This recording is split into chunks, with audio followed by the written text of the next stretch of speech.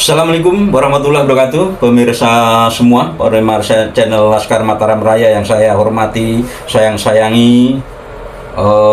Terus terang saja, kita tetap istiqomah dalam pembahasan diskursus nasab para Ba'alwi ini dengan satu slogan edukasi tanpa henti. Artinya kita akan terus mengedukasi masyarakat sehingga masyarakat sadar dan mengetahui bahwa benar-benar yang dulu mereka yakini bahwa habaib itu adalah dzurriyyah Rasul, itu mereka akan sadar bahwa itu palsu.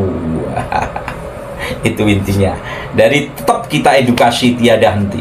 Dan alhamdulillah pasukan-pasukan yang akan mengedukasi dalam hal masalah ini selalu bertambah di setiap tempat, di setiap kota selalu bertambah. Tokoh-tokoh yang ikut di dalam pergerakan ini selalu bertambah. Dan kemarin kami berada di wilayah Grobogan, ternyata di Grobogan ini banyak tokoh-tokoh, kiai-kiai, ustadz-ustadz, gus-gus yang mulai menyadari dan mulai kembali kepada manhaj ilmiah.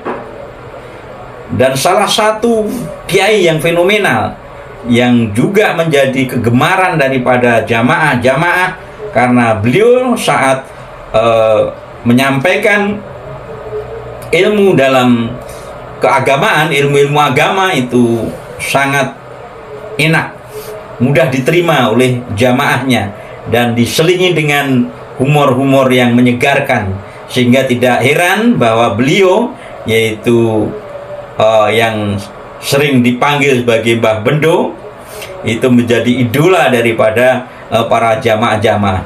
Saat beliau mengadakan manggung di dalam suatu acara pengajian, jamaahnya akan selalu beludak. Dan mari kita semua menyaksikan bagaimana statement Mbah Bendo mengenai diskursus nasab ini. Apa yang beliau sampaikan dan apa yang menjadi pesan-pesan beliau mengenai diskursus nasab ini. Karena diakui atau tidak, dari diskursus nasab ini ada beberapa perbedaan yang terjadi atau keterbelahan yang terjadi di dalam kalangan para kiai, para gus, para ulama, dan otomatis diikuti oleh para santri-santri dalam menanggapi masalah diskursus nasab ini terbelah. Dan bagaimana saran-saran yang logis yang disampaikan oleh Mbah Bendo, mari kita simak bersama agar terutama bagi para muhibin. Coba nih kita kembali lagi ke manhaj keilmuan. Dengarkan nasihat-nasihat para kiai-kiai ini. Beliau orang-orang yang didasari atas keilmuan, bukan karena halu atau apa. Ini benar-benar didasari atas keilmuan karena beliau-beliau adalah para alumni pondok pesantren, dan beliau punya jamaah yang di dalam jamaah itu selalu mengkaji tentang ilmu-ilmu keagamaan, dan beliau adalah tokoh-tokoh itu. Dan salah satu tokoh yang saat ini akan Mbah Ukit tampilkan adalah Mbah Bendo dari Purwodadi. Mari bagaimana nanti statement beliau mengenai diskursus nasab ini kita simak bersama-sama, saran-saran beliau, pendapat-pendapat beliau yang Mbah Ukit pikir ini adalah pendapat-pendapat yang dengan logika sangat sederhana tapi mudah dicerna, mudah diterima. Mudah-mudahan Mbah Ukit berharap apabila ada seorang muhibin yang melihat daripada channel ini, para muhibin itu akan tersadarkan oleh nasihat-nasihat daripada Mbah Bendo ini. Mari kita saksikan bersama bagaimana nasihat Mbah Bendo yang Mbah Ukit wawancarai saat ada di Grobogan bersama Kiai Haji Imaduddin Usmal Abantani di dalam sebuah acara haul Ki Ageng Soponyono beserta haulnya Sultan Aulia Syekh Abdul Qadir Al-Jilani. Mari kita sama-sama saksikan. Saya mohon, ini karena asik sekali Kiai-kiai, para kiai, bagaimana kalau Kiai Muharrar kita dukung menjadi salah satu ujung tombak perjuangan kita? Siap. Oke. Kira-kira Kiai sanggup nggak? Nanti saya blow up terus di YouTube saya. Termasuk Mbah Bendo ini. Saya Mbak Ukit. Kalau menyikapi masalah habaib Satu-satu. menurut pandangan saya itu gini aja. Jadi menyikapi para habaib itu kan ibarat kita itu orang Jawa saja. Ngapunten, Mbak. Hah? Kayak niki kersane Pak Dicetok. Hah? Pun ngoten mawon nggih, mboten napa. Ngeten mawon iki. Nggih kaya kados yen anu mik.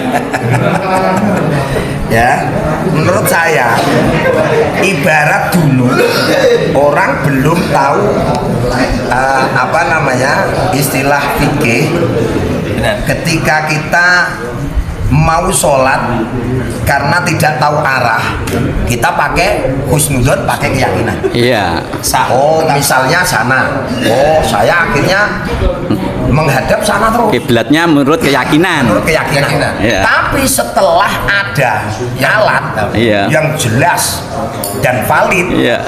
nah itu ternyata kiblatnya sana. Iya. Kita secara apa namanya fikih harus mengikuti itu. Iya. Donnya Maka- gugur jadi ya. Nah, nganggur. Maka don itu kan setelah ada hujah kan batal. Batal. Maka orang sekarang muhibin yang masih meyakini bahwa habaib itu putu Nabi, duriah Nabi, itu ibarat orang yang bertempat tinggal di pinggir masjid, akan tetapi sholatnya masih menghadap ke timur. Ke timur. Masuk. Sudah ada hujah. Inna donna. Pokoknya setelah Badadone Badadon itu tetap batal. Nah, tapi kalau menurut Pak Ketum, Iya. wong Wah. goblok ora usah takok dalil. Nek rungkat justru rungkat kan gitu loh. Iya, gak usah pakai dalil, rungkat loh. Iya, udah. Semestinya atau para habaib itu harus berterima kasih loh dengan adanya orang yang mengingatkan. Iya, iya. Bagaimana jika kalau nyampe mereka beri kepanjangan seperti itu terus?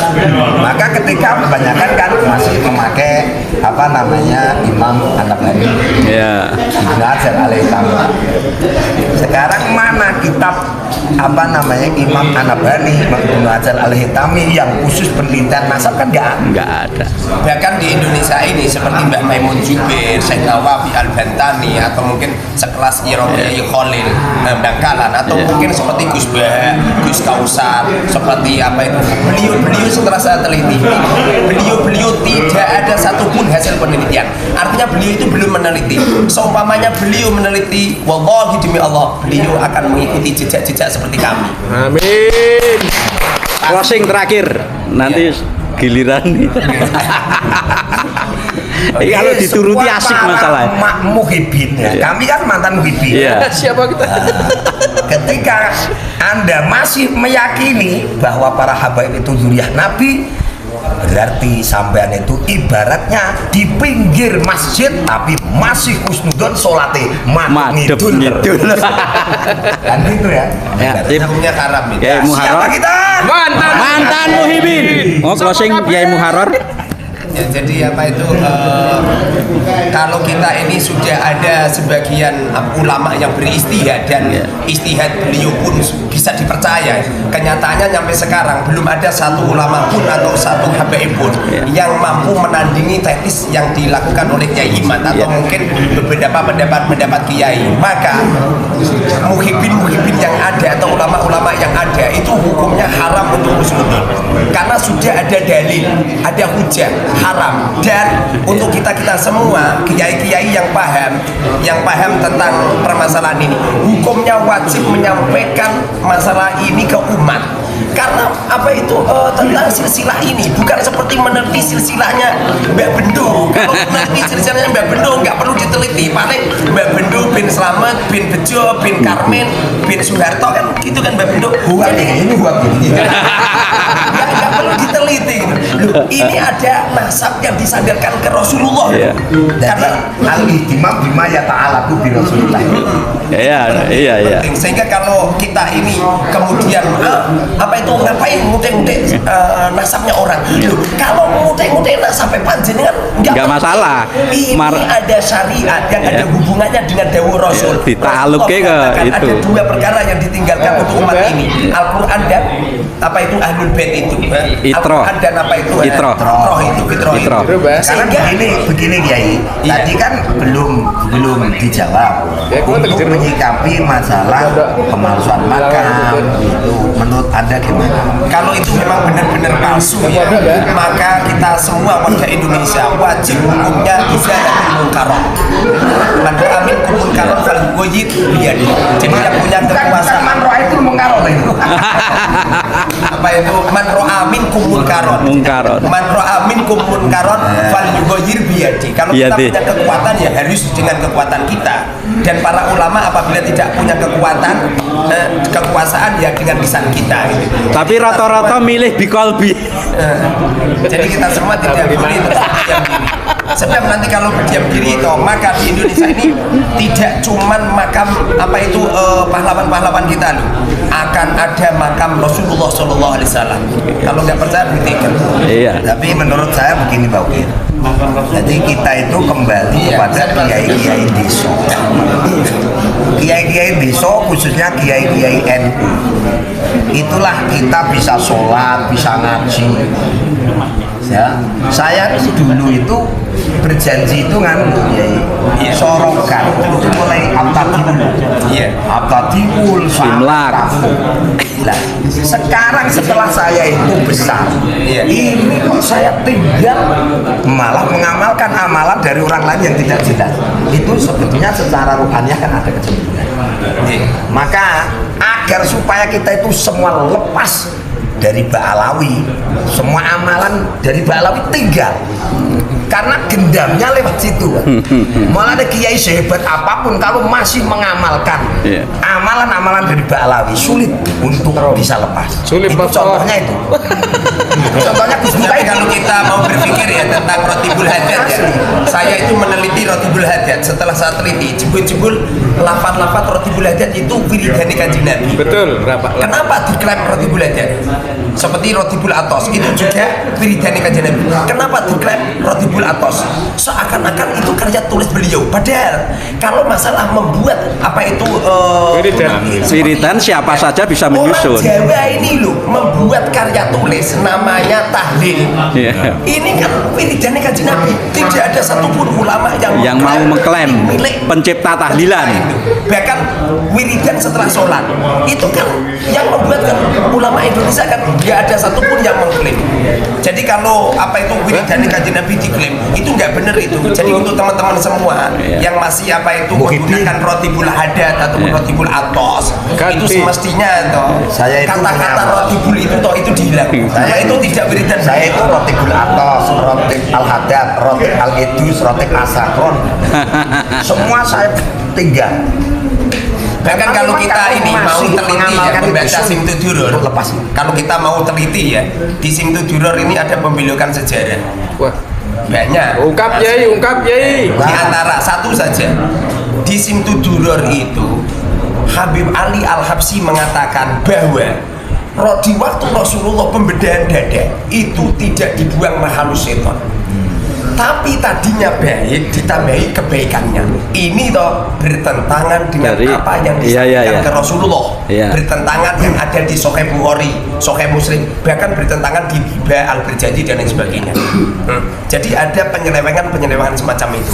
Itu belum yang lain loh, banyak lah apa itu karya-karya tulis yang apabila kita teliti itu ada penyelewengan. Cuma kita ini masya Allah khusnudurnya itu. Mula wong NU itu baiknya balik ke berjanjian, kalau enggak dibak. Burdah. Itu kalau dibak itu kalau kita mau arti-artinya itu lebih mengena. Lagi pula kan hadisnya kan jelas kalau di apa itu Di Al-Hadisus Sani itu di bab itu menerangkan bagaimana kita orang umum itu meski Maka untuk teman-teman bersifat TV, seperti teman-teman Kahbil TV Akbar aja, itu. mungkin kalau kajian kajian Kiai ini itu mungkin orang-orang awam sendiri nggak mungkin bisa mengikuti dan ikut meneliti, nggak mungkin. Iya. Dan saya itu sama kiai-kiai khususnya itu alumni sarang itu rata-rata begini, itu biasanya cara mendekati saya itu begini. Oke kiai, kalau memang sampai masih husnudon mereka foto nabi monggo, karena kita itu sejak kecil diajarkan bermadhab. Berarti ketika orang bermadhab berarti siap bidah. Nah orang siap bidah nggak sah bermadhab, maka sampean masih meyakini monggo. Tapi untuk soal PR yang paling besar untuk bangsa dan negara, kula nyuwun saran pripun sarane ngatasi pembelokan sejarah bangsa, pembelokan sejarah NU, pembelokan sejarah Jatman dan Makam palsu. pemalsuan makam. Ini loh yang paling penting itu. Ketika sudah nyampe di situ, biasanya Mereka diem nggak bisa jawab. gara-gara tidak muncul keilmuan. Saya amati itu. Saya amati ya. Semua ulama yang pendapatnya hampir sama Romo Yai Iman, yang asli itu bukan ikut-ikutan Romo Yai Iman. Bukan. Yeah. Salah. Seumpamanya ini karena nafsu dan sahabatnya Romo Yai Iman yang berfatwa semacam itu tidak lebih dari 7 bulan. Konflik ini tidak lebih dari 7 bulan. Tapi kenyataannya sudah 2 tahun lebih, semakin meruncing, dan rakyat Indonesia ini kok semakin melihat bahkan Oke, ngapunten anu mic-nya. Terima kasih matur suwun.